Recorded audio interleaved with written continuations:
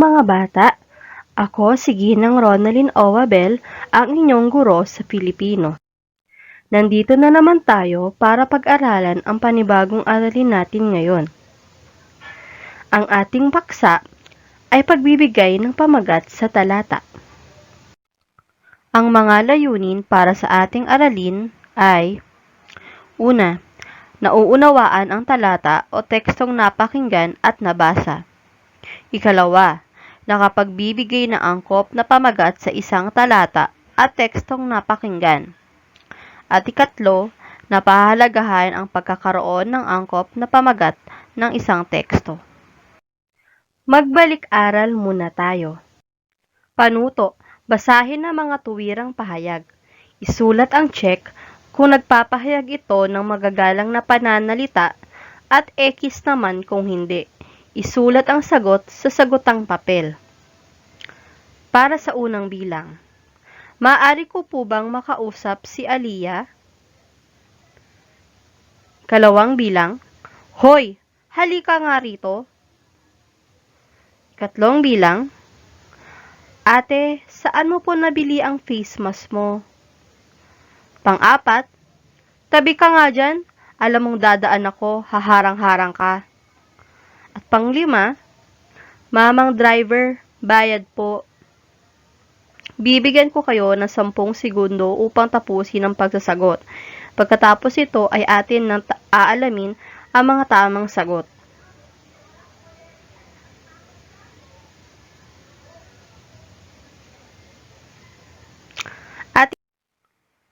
Atin nang alamin ang mga tamang sagot. Para sa unang bilang, ang tamang sagot ay check. Sa ikalawang bilang naman ay X. Sa ikatlong bilang ay check. Ika-apat na bilang ay X. At ang panglima ay check. Bilangin ang inyong score. Isulat ang inyong score sa itaas ng inyong papel. Mahusay! Natutuwa ako na lahat kayo ay nakakuha ng mataas na score. Para sa susunod na gawain, magpapakita ako ng iba't ibang larawan at subukan ninyong hulaan kung ano ang pamagat ng mga kwentong ito. Para sa unang larawan, ano ang napapansin ninyo? Sino-sino ang mga nasa larawan? Naiisip nyo na ba kung ano ang pamagat ng kwentong ito? Ating alamin kung tama ang inyong naiisip. Tama! Ang pamagat ng kwentong yon ay si Pagong at si Matching. Kalawang larawan. Anong hayop ang nasa larawan? Sino-sino kaya ang mga ito? Naiisip nyo na ba kung ano ang tamang sagot? Alamin natin kung tama. Mahusay! Ang tamang sagot ay ang kwento ng 3 biik. Ikatlong larawan. Kilala nyo ba ang nasa larawan? Sino kaya siya? Nahuhulaan nyo na ba ang pamagat ng kwentong ito? Alamin natin kung tama ang inyong sagot. Tama! Ang kwentong yon ay Kaywan Tamad. Mahusay! Nakuha niyong lahat ang tamang sagot. Ano nga ba ang pamagat? Ang pamagat ay kabuuan ng isang seleksyon o akda. Upang makapagbigay ng angkop na pamagat, kailangan munang alamin kung ano ang pangunahing diwa o seleksyon ng akda. Ano nga ba ang pangunahing diwa? Ang pangunahing diwa ang pinakabuod ng mga pangyayari sa talata o kwento. Ang paksang pangungusap ang pinagtutuunan ng mga detalye upang mabuo ang pangunahing diwa ng talata o kwento. Alamin. Sa pagbibigay ng pamagat ng isang talata, alamin mo muna ang paksang diwa o paksang pangungusap. Ang mga ito ay nagbibigay ng ideya sa pagpili ng pamagat. Ginagamit ang malaking letra sa mahalagang salita sa pamagat ng talata o kwento. Ang unang salita sa pamagat ay sinisimulan din sa malaking letra. Ang pamagat ang unang napapansin ng mga mambabasa kung kaya't mahalaga ang angkop na pagkakasulat nito. Ang isang angkop na pamagat ay may sumusunod na katangian. Una, ang pamagat ay nararapat lang na makapukaw ng atensyon ng mambabasa. Ikalawa, dapat ito ay simple lamang ngunit mayroong bigat at laman. At ikatlo, maaari ring gumamit ng mga salita na nagamit sa talata upang magkaroon ng ideya ang mga mambabasa. Pag-aralan natin. Unang halimbawa, maaga pa ay gising na lahat ang mga tao sa bahay ni Mang Jun. Ang bawat isa ay abalang nagbibihis at naghahanda papunta sa simbahan. Nakasuot ng magandang puting damit si Elsa. Ito ang araw ng kanyang kasal. Ang paksang diwa sa talatang ito ang araw ng kanyang kasal. At ang maaring pamagat, ang pinakamahalagang araw sa buhay ni Elsa. Ikalawang halimbawa, may iba't ibang kahulugan ang bawat kulay. Ang asul ay kapayapaan at ang pula ay katapangan. Pag-ibig naman ang kahulugan ng rosas at panibugho naman ang dilaw. Kasaganaan naman ang berde at kalungkutan ang itim. Marami pang kulay ang may kahulugan. Ang paksang diwa sa talatang ito ay may iba't ibang kahulugan ang bawat kulay at ang maaari nating pamagat ay ang bawat kulay at mga kahulugan nito. Ikatlong halimbawa, ang aklat ay nagbibigay ng iba't ibang impormasyon.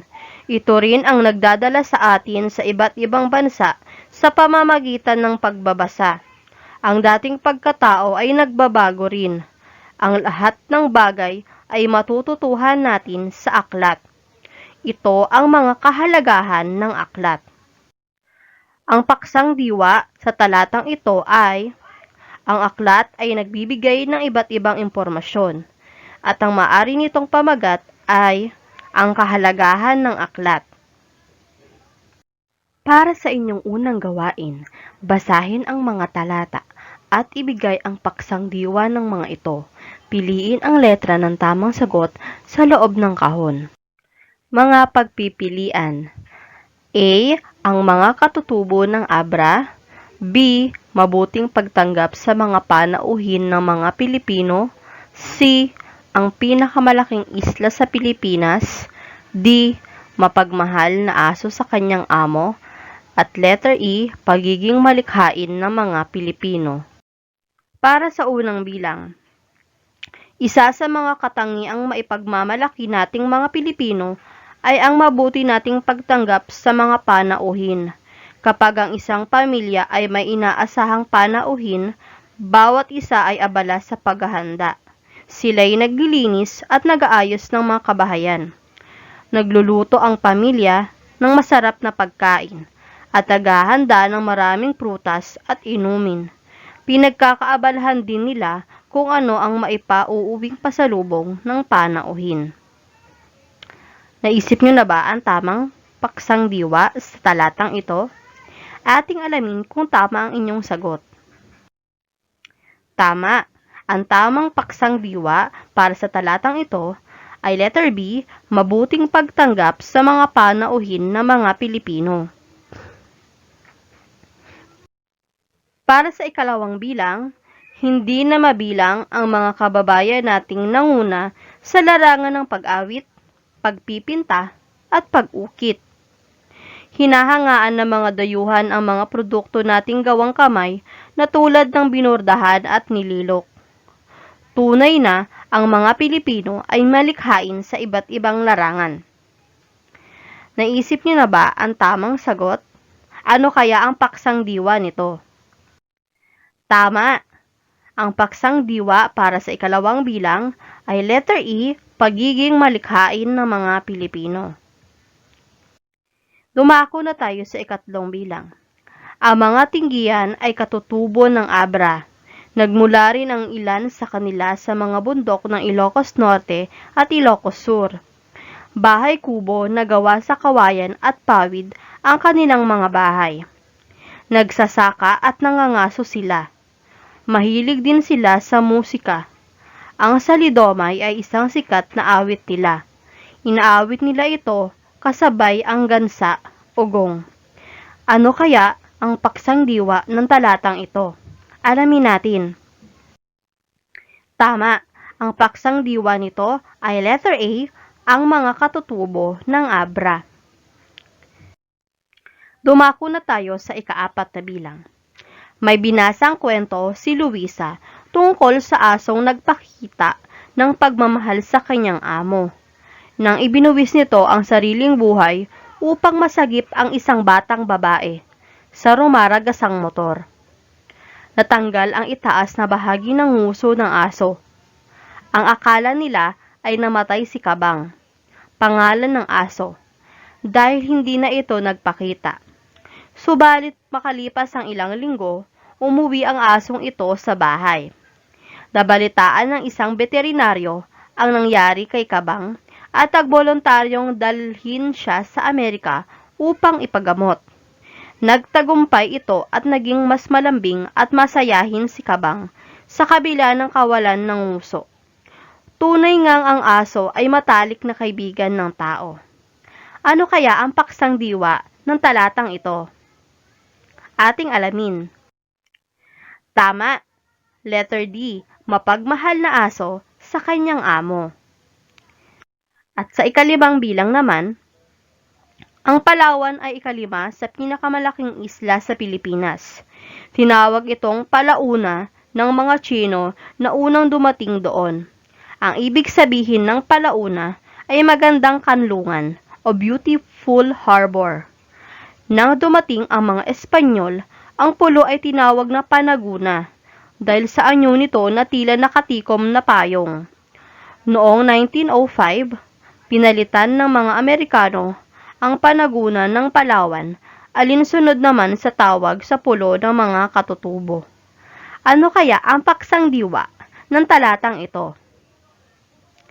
Alamin natin kung tama ang inyong sagot. Tama, letter C, ang pinakamalaking isla sa Pilipinas. Binabati ko kayo dahil nakuha nyo ang mga tamang sagot. Para sa susunod na gawain, panuto. Basahin ang mga talata at ibigay ang pamagat nito. Piliin ang letra ng tamang sagot at isulat sa sagotang papel. Handa na ba kayo? Para sa unang bilang, isa sa mga naging mahalagang personalidad sa People Power ay si Hilario G. Davide Jr. Siya ang punong hukom ng kataas-taasang hukuman ng Pilipinas. Siya rin ang nagtalaga kay dating pangalawang Pangulo Gloria Macapagal Arroyo bilang bagong Pangulo ng bansa. A. Hilario G. Davide, punong hukom. B. Ang hukuman ng Pilipinas. C. Mahalagang personalidad. D. Ang Pangulo ng bansa. Isulat ang inyong sagot sa papel.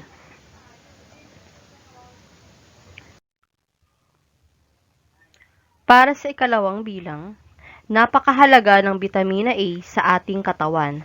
Ito ang tumutulong upang lalong luminaw ang ating mata. Ang kakulangan sa bitaminang ito ay maaaring magdulot ng paglabo ng paningin. Ang mga pagkain na mayaman sa bitamina A ay atay ng manok o baka, itlog, gatas, keso, mga luntian at tilaw na gulay at prutas. A. Mga pagkain. B. Bitamina A. C. Ang katawan. O letter D. Malinaw sa mata. Isulat ang titik ng inyong sagot. Para sa ikatlong bilang, marumi ang paligid ng bahay ni Hilda.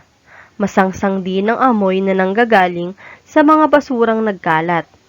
Marami na rin ang nagkakasakit sa kanila dahil sa kapabayaan ng kanyang pamilya.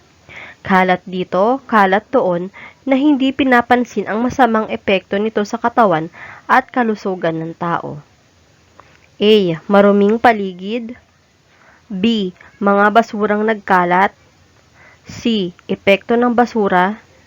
O letter D. Dulot ng walang pagpapahalaga sa kapaligiran. Isulat ang titik ng inyong sagot sa papel. Para sa ikaapat na bilang, takot ang mga taong lumabas ng bahay. Kung napipilitan namang lumabas ay nakasuot ng face mask at may baong alcohol o sanitizer. Ang lahat ay tuliro sa tuwing lalabas sa takot na mahawa ng sakit na COVID-19. Kahit ang pagbili ng mga pangangailangan sa tahanan ay naging mahirap din sa bawat isa. Ang pagsisimba ay di na rin magawa ng mga tao. Maging ang pagpupulong ay hindi na pinayagan dahil sa takot na magkahawaan sakaling may magpositibo. A. Ang COVID-19. B. Pangambang dulot ng COVID-19. C. Pagsuot ng face mask. O letter D. Sakit ng tao. Kalima, matalino at masipag mag-aral si Chinny. Lahat ng mga gawain sa paaralan ay kanyang ginagawa ng buong husay. Tuwing may takdang aralin, ang kanilang guro, hindi siya natutulog hanggat hindi niya ito natatapos. Ang mga proyektong ipinapagawa sa kanila ay mabilis niyang ginagawa. Kinagigiliwan siya ng kanyang mga magulang dahil sa kanyang kasipagan, pati ang kanyang mga guro at mga kaklase ay nasisiyan sa angkin niyang ugali at talino. A. Ang batang kinagigiliwan. B. Mga katangian ni Chinny. C. Si Chinny. D. Kahusayan ni Chinny. Handa na ba kayong malaman kung ano-ano ang mga tamang sagot? Atin ang alamin. Para sa unang bilang, ang tamang sagot ay A. Hilario G. Davide, punong hukom. Ito ang naaakmang pamagat para sa unang bilang. Sa ikalawang bilang naman ay vitamina A o letter B. Sa ikatlong bilang naman ay letter D, dulot ng walang pagpapahalaga sa kapaligiran. At sa number 4 ay letter B ang tamang sagot, pangambang dulot ng COVID-19. At sa panglima, ang tamang sagot ay letter B, mga katangian ni Chinny. Mahusay, natutuwa akong malaman lahat kayo ay nakakuha ng tamang sagot.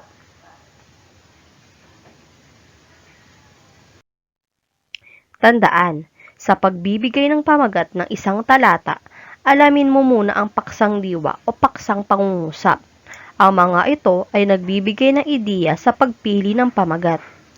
Ang pamagat ang unang napapansin ng mga mambabasa kung kaya't mahalaga ang angkop na pagkakasulat nito. Para sa susunod na gawain, ito ang panuto. Basahin at unawain ang talata. Sagutin ang mga tanong at isulat sa sagutang papel ang letra ng inyong sagot. Magkaibigan sina Langgam at Tipaklong. Si Langgam ay marunong at masipag. Araw-araw ay nag-iipon siya ng mga butil ng pagkain. Si Tipaklong ay kakaiba. Wala siyang ginawa kundi magsaya. Umaawit-awit at lumulukso-lukso sa buong maghapon. Dumating ang tag-ulan. Hindi makalabas ng bahay ang magkaibigan. Ang Langgam ay may bunton ng pagkain, samantalang si Tipaklong ay wala. Isulat lamang ang titik na inyong sagot sa papel. Number 1. Ano ang paksang diwa ng talata? A. Ang magkaibigan. B. Ang magkaaway. C. Ang magkapitbahay. O letter D. Ang magkaklase. Number 2. Ano ang katangian ni Langgam? A. Tamad. B. Masipag. C. Maramot. D. Magalang. Number 3. Anong detalye sa talata ang sumusuporta sa katangian ni Langgam? A. Nag-iipon ng butil ng pagkain araw-araw. B. Natutulog gabi-gabi. C. Naglalaro maghapon. O letter D. Nakikipag-away. Para sa ikaapat na bilang, bakit kakaiba si Tipaklong? A. Laging masaya sa buong maghapon. B. Laging umaawit sa maghapon. C. Laging lumulukso-lukso sa maghapon. O letter D. Tama lahat ang nabanggit. Ikalima. Anong detalye ang sumusuporta kung bakit hindi makalabas ang magkaibigang langgam at tipaklong? A. Dumating ang tag-ulan. B. Dumating ang tag-araw. C. Dumating ang tag-init. O letter D. Dumating ang taglamig. Kaanim. Ano ang dapat na pamagat ng talata? A. Si langgam ay marunong. B. Si tipaklong ay kakaiba. C. Si langgam at tipaklong. O letter D. Si langgam. Ikapito. Bakit mahalaga ang mag-ipon katulad ni langgam? A. Upang magamit sa kasiyahan. B. Upang may maipahiram sa kaibigan. C. Upang maipagmalaki sa mga kaibigan. O letter D. Upang may magamit sa oras ng pangangailangan. Pangwalo. Sino ang dapat ninyong tularan? Bakit? A. Si langgam kasi siya ay mapag-impok. B. Si langgam kasi siya ay malakas. C. Si tipaklong kasi siya ay mahilig sa kasiyahan. O letter D. Si tipaklong kasi siya ay masipag. Ikasyam. Ano kaya ang posibleng mangyari kung walang naitabing pagkain kapag mayroong kalamidad o nasa kagipitan? A. Hihingi na lang ng tulong sa kapitbahay. B. Sisisihin ang kinauukulan o otoridad. C. Magiging kawawa ang kalagayan. D. Magtitiis na lang. At ang ikasampu, anong aral ang iyong natutuhan sa talata? A. Magsaya. B. Mag-ipon. C. Magdasal. Letter D. Magtiis. Bibigyan ko kayo ng 10 segundo upang tapusin ang inyong pagsasagot. Pagkatapos nito, ay aalamin na natin kung tama ba ang inyong mga kasagutan.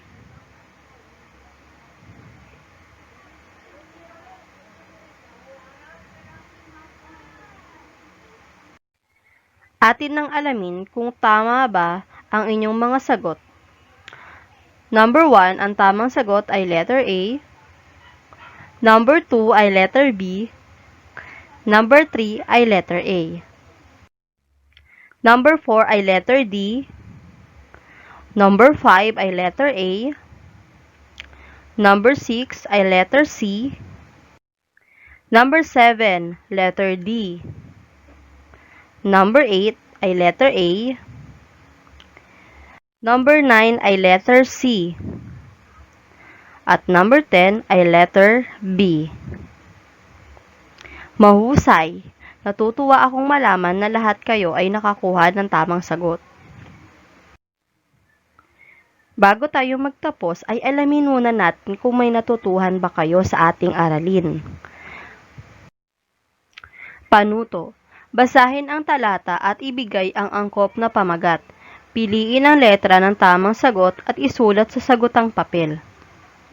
Para sa unang bilang. Dahil nag-iisang anak, malapit sa mga hayop si Maymay. Meron siyang aso at pusa. Sina Bruno at Kiting. Subalit hindi alam ng bata na may tinatagong galit o inggit pala si Bruno kay Kiting. Isang araw, nadatnan na lang ni Maymay na maraming pasa si Kiting. Nagalit siya kay Bruno at pinarusahan niya ito. Ang pusa naman ay pawang alam na may kasalanan rin siya. Sinuyo niya ang aso nung umalis ang bata at ang nanay niya. A. Si Maymay. B. Si Bruno at Kiting. C. Ang mga alaga ni Maymay. O letter D. Ang pagkainggit ni Bruno. Ikalawang talata. Simula noong binigyan siya ng cellphone ng kanyang ina bilang sorpresa sa pagtatapos niya sa elementarya, nag-iba na si Inday. Sa lahat halos ng oras ay nakababad na siya sa cellphone at may nakilala siyang si Rico. A. Ang pagkababad ni Inday sa cellphone. B. Si Inday. C. Ang cellphone. D. Si Rico. Para sa ikatlong talata, mayaman at komportableng pamumuhay ang kinalakihan ni Estela, ang nag-iisang anak ng mag-asawang Don Manuel at Senyora Faustina. Ngunit ni minsan ay hindi inabuso ng dalaga ang pagiging anak mayaman niya. A. Si Estela. B. Anak mayaman. C. Mayamang si Estela. D. Mag-asawang mayaman. Ika-4. Sa Antipolo, Rizal, ang patron ay ang mahal na birhen ng kapayapaan at mabuting paglalakbay, Nuestra Señora de la Paz y Buen Viaje. Dito, ang pagdiriwang ng pista ay sa buong buwan ng Mayo, bukod pa sa ika-8 ng Disyembre. Ito'y dinarayo ng maraming taong nais humiling ng biyaya sa patron ng bayan. A. Ang patron ng kapayapaan. B. Kapistahan tuwing Mayo. C. Piyestahan sa Antipolo. O letter D. Ang biyaya ng patron. Ika-5. Oplan Linis Tabing Dagat ang isa sa proyekto ng Barangay Tabing Dagat. Maaga pa lamang ay abala na ang mga taga-barangay sa paglilinis ng basura sa tabing dagat. May dalang mga kalaykay, asarol, pala at iba pang kagamitang panlinis ang mga bata't matanda. Masaya at nagkaisa sila para sa kalinisan ng kanilang lugar. A. Oplan Linis Tabing Dagat. B. Proyekto ng barangay. C. Paglilinis ng taga-barangay. O letter D. Pagkakaisa ng taga-barangay. Alamin na natin kung ano-ano ang mga tamang sagot. Para sa unang bilang, ang tamang sagot ay C. Ang mga alaga ni Maymay. Sa ikalawang bilang naman, ang tamang sagot ay letter A. Ang pagkababad ni Inday sa cellphone.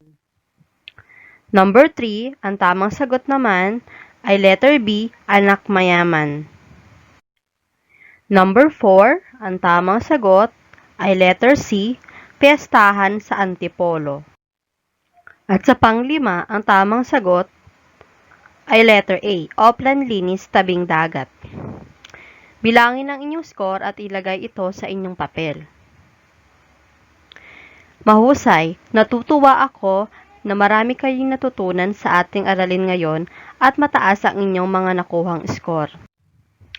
Para naman sa inyong taktang aralin, bumuo ng isang talata tungkol sa larawan. Tiyaking may angkop na pamagat ito. Isulat ito sa sagutang papel. Maraming salamat sa inyong pakikinig. Hanggang sa susunod na aralin, ingat!